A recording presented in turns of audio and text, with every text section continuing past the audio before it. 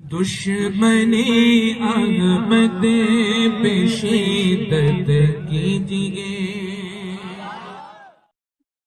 الحمد لله نحمده ونستعينه ونستغفره ونؤمن به ونتوكل عليه ونعوذ بالله من شرور أنفسنا ومن سيئات أعمالنا، من يهد الله فلا مضل له ومن يضلل فلا هادي له، ونشهد أن لا إله إلا الله وحده لا شريك له، ونشهد أن سيدنا ومولانا محمدا عبده ورسوله بالهدى ودين الحق الفلاح، صلى الله تبارك وتعالى عليه وعلى آله وصحبه أجمعين وبارك وسلم أبدا. أما بعد، فأعوذ بالله من الشيطان الرجيم. إن الله يأمركم أن تؤدوا الأمانات إلى أهلها، صدق الله مولانا العلي العظيم، وبلغنا رسوله النبي الكريم الأمين المكين، ونحن على ذلك لمن الشاهدين والشاكرين، والحمد لله رب العالمین. غوث اعظم زمانے بے سر ساما مدد، قبلہ دی مدد، کعبہ ایما مدد، انتظار کرم تست من عین رائے خدا جویو خدا بینو خدا دا مدد. درود شریف اللہم صلی علی سیدنا و مولانا محمد خاتم الرجان و شفاء قطب القلوب بغائن و ذکار و یا علی صحابی وسلم. کم ہے، میں کوشش کروں گا کہ اس مختصر وقت میں جو وقت مقرر ہے اس وقت میں آپ کو کچھ اللہ تبارک و تعالی کا پیغام، اس کے رسول علیہ الصلوۃ والتسلیم کا پیغام آپ کو پہنچا دوں. اسی لیے میں نے آج تلاوت کے لیے آیت کریمہ کا ایک جز اس وقت کی نصیحت کے لیے منتخب کیا.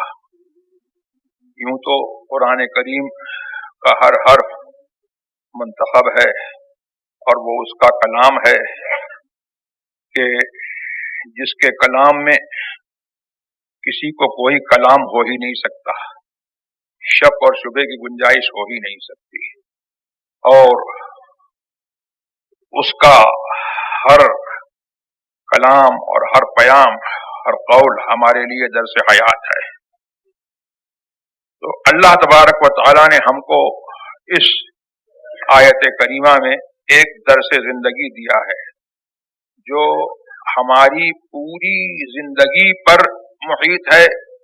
ایک فرد کی زندگی کے تمام گوشوں کا بھی احاطہ کرتا ہے وہ پیام، اور ایک فرد کو دوسرے فرد سے جو تعلق ہے تو اس کا بھی احاطہ کرتا ہے. یعنی پوری کمیونٹی اور پورے سماج، مسلم معاشرہ، ایک مسلم معاشرہ کیسا ہونا چاہیے اور مسلم معاشرے کی آپس میں کیا ذمہ داری ہے وہ بھی ہم کو بتاتا ہے. قرآن کریم کا ارشاد یہ ہے کہ بے شک اللہ تبارک و تعالی تم کو حکم دیتا ہے اے لوگوں کہ تم امانتیں ان لوگوں کے سپرد کرو جو ان امانتوں کے اہل ہیں، ان امانتوں کے مستحق ہیں، ان امانتوں کے مالک ہیں. ان کو امانتیں سپرد کرو. امانت ہر وہ چیز جس کو اللہ تبارک و تعالی نے بندے کو مکلف کیا ہے کہ وہ اس کی حفاظت کرے، وہ ہر وہ چیز جو ہے وہ امانت ہے. امانت جو ہے مال میں بھی ہوتی ہے. ہم نے آپ کو مال دیا کہ آپ یہ ہمارا مال رکھیے، تو یہ آپ کے پاس ہماری امانت ہے، اور آپ کی یہ ذمہ داری ہے اللہ تبارک و تعالی کے حکم سے کہ آپ اس امانت کو محفوظ رکھیں اور اس کو جوں کا توں باقی رکھیں، اس کے اندر کوئی چینج نہیں کریں، اس کی حفاظت کریں، اور پھر جب امانت دینے والا جو ہے جب اس کو مانگے تو آپ اس کو واپس کریں۔ یہ ایک امانت کا وہ مفہوم ہے جو عام طور سے جو ہے پبلکلی جو ہے جس کو عام پبلک سمجھتی ہے، لیکن امانت جو ہے وہ ہر چیز میں ہے۔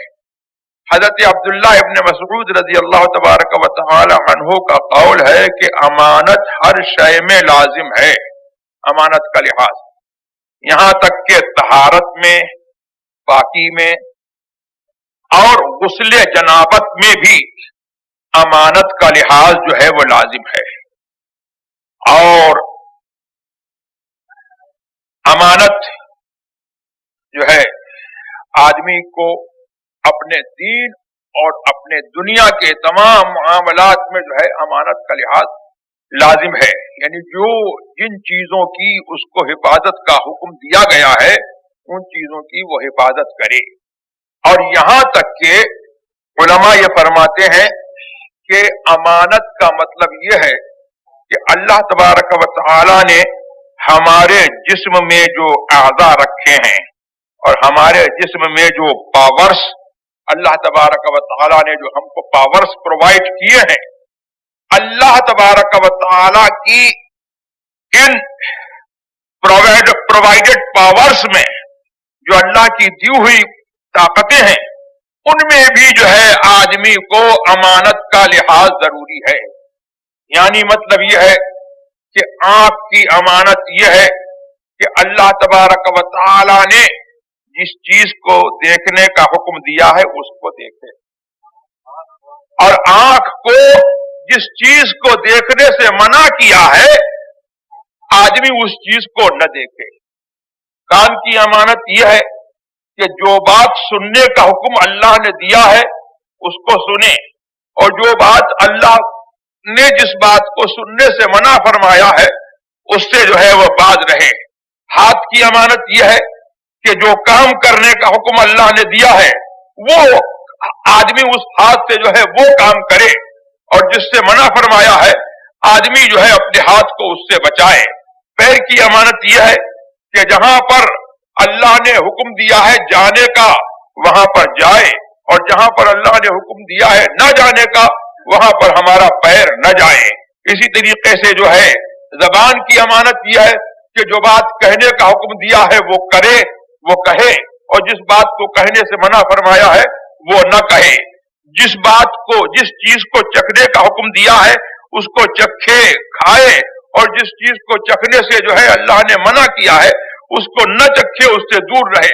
ناک کی امانت یہ ہے کہ جس چیز کو سونگنے کا، اسمیل کرنے کا حکم دیا ہے اس کو جو ہے وہ اسمیل کرے، سونگے، اور جس چیز کو سونگنے سے منع کیا ہے اس کو نہ سونگے۔ تو آدمی کے پورے جسم میں جو ہے اس امانت کا حکم جو ہے اللہ تبارک و تعالی کا لاگو ہے۔ اور امانت جو ہے اس کے تین گوشے ہیں۔ ایک تو بندے کا جو معاملہ رب کے ساتھ ہے اس میں بھی اس کو امانت کا لحاظ ضروری ہے۔ ایک بندے کا معاملہ جو اپنے نفس کے ساتھ ہے اس میں بھی امانت کا لحاظ ضروری ہے، اور ایک بندے کا معاملہ جو بندوں کے ساتھ میں ہے اس میں بھی امانت کا لحاظ ضروری ہے۔ اسی امانت میں سے یہ ہے کہ بندہ جو ہے دوسرے بندے کو بھلائی کا حکم دے اور برائی سے اس کو روکے، یعنی امر بالمعروف، بھلائی کا حکم دینا، والنہی عن المنکر، اور برائی سے روکنا، یہ بھی جو ہے وہ امانت کے قبیل سے ہے۔ تو جب مسلمان جو ہے کسی بندے کو بھلائی کا حکم دیتا ہے تو یہ نہیں ہے کہ وہ حکم جو ہے اس کا حکم ہے، بلکہ وہ رب کی، اس کے رسول کی، اللہ کی اور اس کے رسول صلی اللہ تبارک و تعالی علیہ وسلم کی اور دین کی، اور جو اس کے بزرگ ہیں اس کے اوپر صحابہ کی، اہل بیت کرام کی، بزرگان دین کی ایک امانت جو اس کے پاس ہے اس کے لیے وہ اس بندے کو وہ سونپتا ہے۔ یہ ہر شخص کو سوچنا چاہیے، اور جب وہ کسی بات سے منع کرتا ہے تو گویا کہ اس کے پاس جو اللہ و رسول کی بزرگان دین کی امانت ہے تو وہ اس کو جو ہے उसको वो सौंपता है। तो इसी तरीके से जो है आदमी अगर जो है अमानत का लिहाज कर ले तो ये मुआशरा, पूरी होल मुस्लिम कम्युनिटी जो है ये मतलब यह है कि सुधर सकती है और संवर सकती है। और कैसी हो सकती है? आज हमारा हाल यह है कि हमारा हाल जो है सबसे बुरा हाल है। हमारी अच्छी बातें जो हैं वो यूरोपियंस ने, अंग्रेजों ने, हिंदुओं ने, यहूदियों ने, नसरानियों ने जो है हमारी अच्छी बातों को जो है हमसे सीख लिया और हमने उनकी बुरी बातों को जो है उनसे ले लिया। अगर हम अब इस अमानत का लिहाज रखें, जिस अमानत की हिफाजत का अल्लाह ने हमको हुक्म दिया है, तो हम जो है एक मिसाली कौम और एक टियरलेस कौम, एक यूनिक कौम और एक जो है मिसाली कौम जो है हम दुनिया के सामने हो सकते हैं कि दुनिया जो है हमारा चेहरा देखेगी, हमारे उठने को देखेगी, हमारे बैठने को देखेगी, हमारे बिहेवियर्स को देखेगी, तो दुनिया जो है हमको देख करके जो है वह सुधरेगी। तो ये जो है अल्लाह तबारक व तआला का पैगाम है। और अमानत का मतलब ये भी है कि आपके पास अगर किसी का राज है तो उस राज की हिफाजत करें। आपके पास अगर किसी का राज है तो उस राज की हिफाजत करें, यानी बंदा दूसरे बंदे के राज की हिफाजत करे। और ये भी है कि अल्लाह रसूल का अगर कोई राज आपके पास है तो आप जो है उस राज की हिफाजत करें।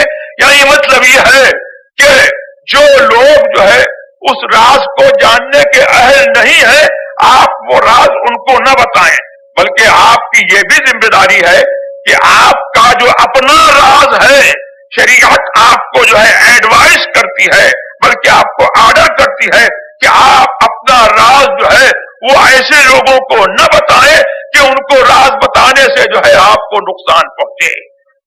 इसीलिए जो है शरीयत में जो है ये फरमाया कि अमरुहुम शूरा बैनहुम, ये मुसलमान जमाअत जो है वो जमाअत है कि इनका मशवरा जो, इनका मुआमला जो है वो ये है कि इनका मुआमला, हर मुआमला जो है वो आपस के मशवरे से तय होता है। मुसलमान की शान नहीं है कि दूसरे गैर मुस्लिम से वो नहीं है कि गैर मुस्लिम को अपना राजदार बनाए, बल्कि मुसलमान की शान यह है कि मुसलमान मुसलमान से मशवरा करे, मुसलमान मुसलमान को अपना राज बताए और मुसलमान मुसलमान को अपना राजदार बनाए। और मुसलमान जो है हर छोटे से छोटे मामले में, बड़े से बड़े मामले में, दीन के मामले में, दुनिया के मामले में मुसलमान जो है मुसलमान से इन टच रहे। ये मुसलमान की शान नहीं है कि अपने जो है मामलात में जो है वो दूसरों को दखील करे। अगर यही तो बड़ी बात है कि आज जो कौम मुस्लिम को नुकसान पहुंच रहा है, वो बात क्या है?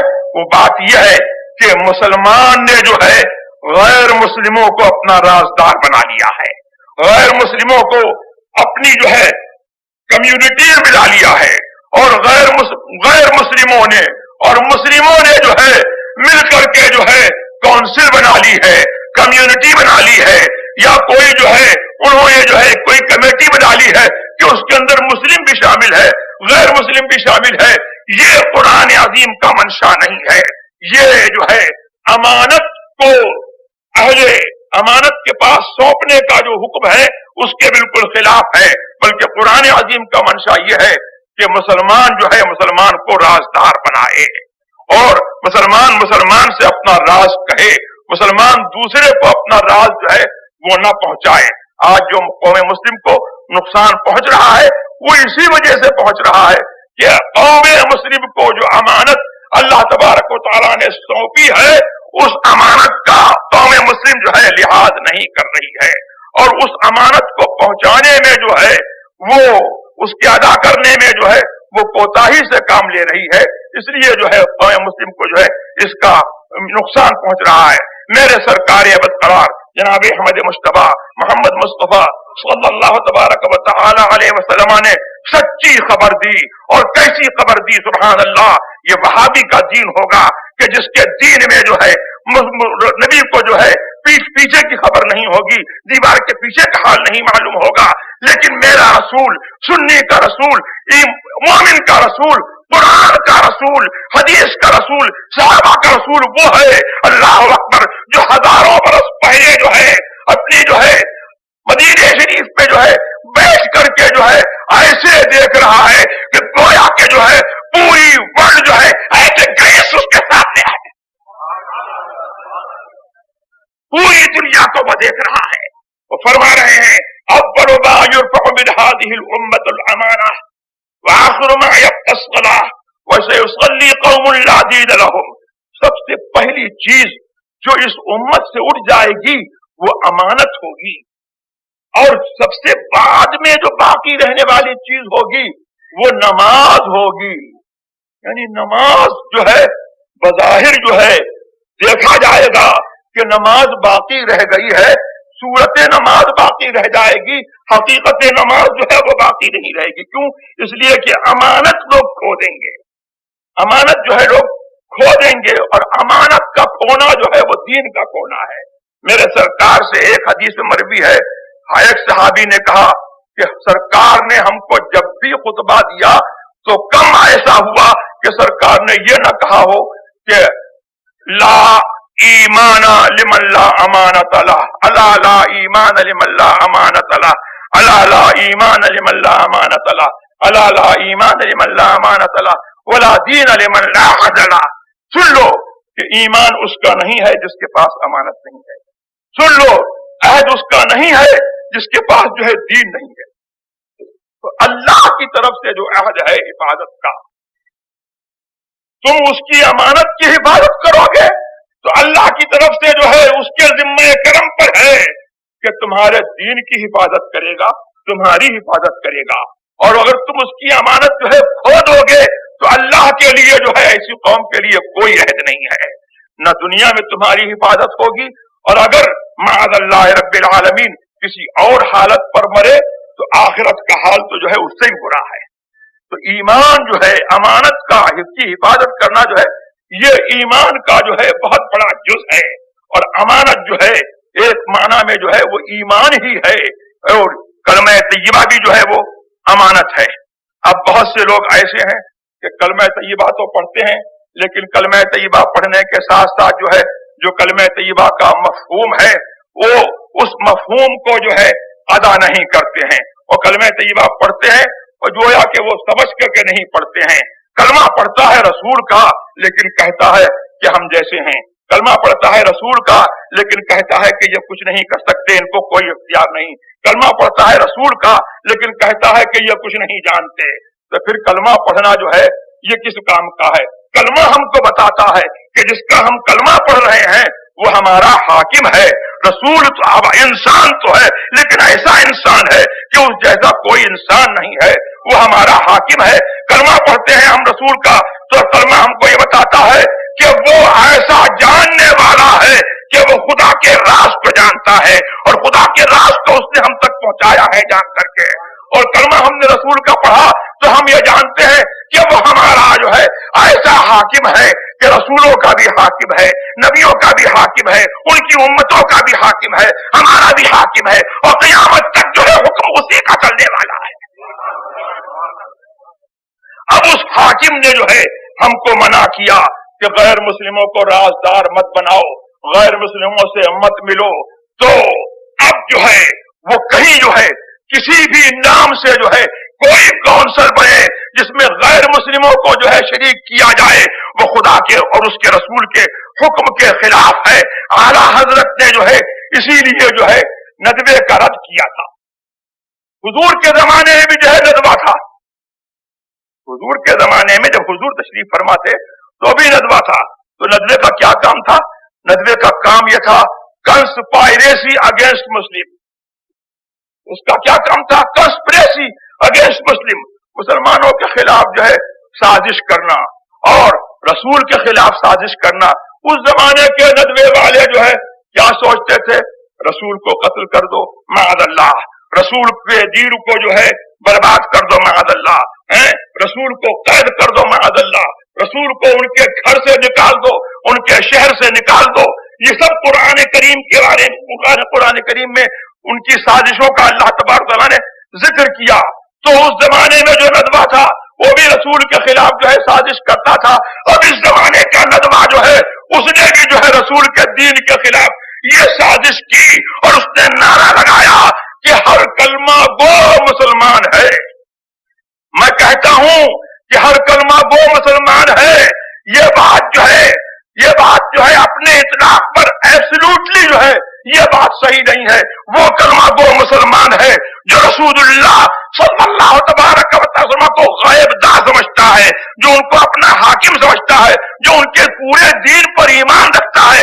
وہ کلمہ گو مسلمان ہے. اور وہ کلمہ گو مسلمان نہیں ہے کہ کلمہ تو پڑھتا ہے لیکن رسول کے دین کے خلاف کنسپریسی کرتا ہے.